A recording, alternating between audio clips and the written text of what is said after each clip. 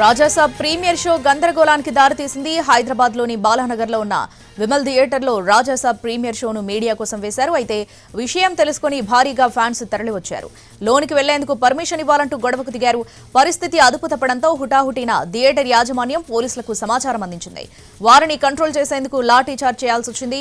ఇక మరోవైపు Raja Saab movie ticket ధరల పెంపు కోసం నిర్మాతలు చేసిన అభ్యర్థనను తెలంగాణ ప్రభుత్వం అంగీకరించింది. దీంతో తెలంగాణలో టికెట్ ధరలను పెంచారు రాజాసాబ్ నిర్మాతలు. మరోవైపు ఏపీలోనూ టికెట్ ధరల పెంపునకు అక్కడి ప్రభుత్వం అంగీకరించింది.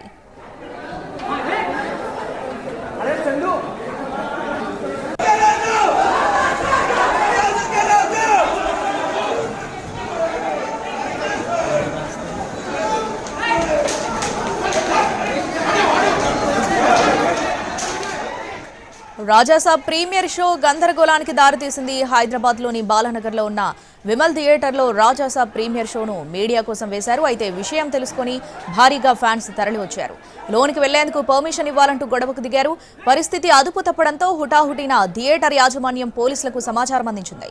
వారిని కంట్రోల్ చేసేందుకు లాఠీ చార్జ్ చేయాల్సి వచ్చింది.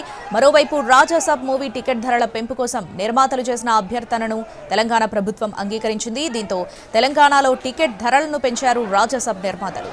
మరోవైపు ఏపీలోనూ టికెట్ ధరల పెంపునకు అక్కడి ప్రభుత్వం అంగీకరించింది.